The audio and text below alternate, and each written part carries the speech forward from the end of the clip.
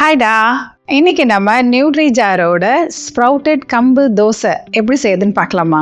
இது நம்ம நியூட்ரிஜாரோட measuring cup. இதில் நம்ம 50 grams ஆஃப் கம்பு தோசை மிக்ஸ் எடுத்துக்க போகிறோம். எங்ககிட்ட இந்த மெஷரிங் ஸ்கூப் இருக்கு. 1 tablespoon கர்ட் எடுத்துருக்கேன். 75 ml ஆஃப் வாட்டர் இதில் ஊற்றிட்டோம்.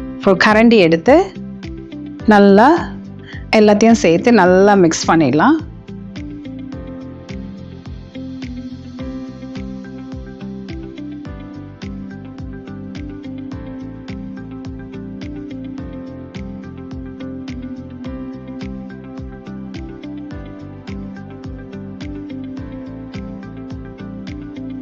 இது ஒரு 10 நிமிஷம் இந்த தோசை மிக்ஸை நல்லா மூடி வச்சிடலாம்.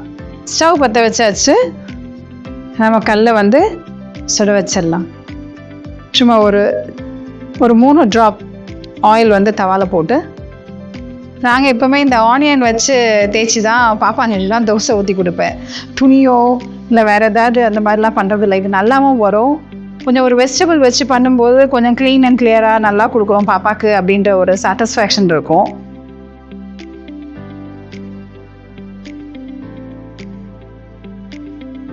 உங்களுக்கு எப்படி வேணுமோ, மெலிசாக வேணும்னா மெலிசாக போட்டுக்கலாம், இல்லை கொஞ்சம் திக்காக வேணும்னா நீங்கள் சுற்றி எடுக்கிறத பார்த்து சுற்றி எடுத்துக்கோங்க. இதை நம்ம சுற்றி பாப்பாங்களுக்கு ஆயிலோ கீயோ அவங்க டேஸ்ட்க்கு ஏற்ற மாதிரி அவங்களுக்கு எது பிடிக்குதோ அந்த மாதிரி பார்த்து போட்டுக்கோங்க.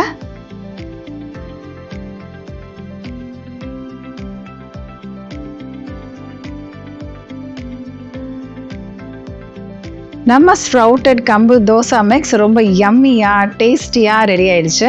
ஸோ இந்த கம்பு தோசையை எது கூட கொடுக்கலான்னு பார்த்தீங்கன்னா, நல்ல ஒரு கார சட்னினா காரமான சட்னி இல்லைப்பா, டொமேட்டோ சட்னி பண்ணியிருக்கோம். டொமேட்டோவும் ஆனியனும் வச்சு ஒரு சட்னி பண்ணி பாப்பாவுக்கு கொஞ்சம் டிஃப்ரெண்ட்டான டேஸ்ட்டில் அந்த சட்னியை வச்சு கொடுத்தா சூப்பராக சாப்பிட்ருவாங்க.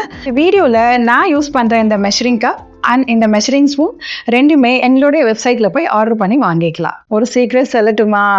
எங்களுடைய நியூட்ரிஜார் ப்ராடக்ட்டை 750 rupees மேலே பர்ச்சேஸ் பண்ணிங்கன்னா கூப்பன் கோடை யூஸ் பண்ணி நீங்கள் ஆர்டர் பண்ணுற ப்ராடக்டோட கப்பும் ஃப்ரீயாக வந்துடும். 1200 rupees மேலே பர்ச்சேஸ் பண்ணிங்கன்னா கூப்பன் கோடை யூஸ் பண்ணி உங்களோட ப்ராடக்ட் கூடவே இந்த மெஷரிங் ஸ்பூன் ஃப்ரீயாக வந்துடும்.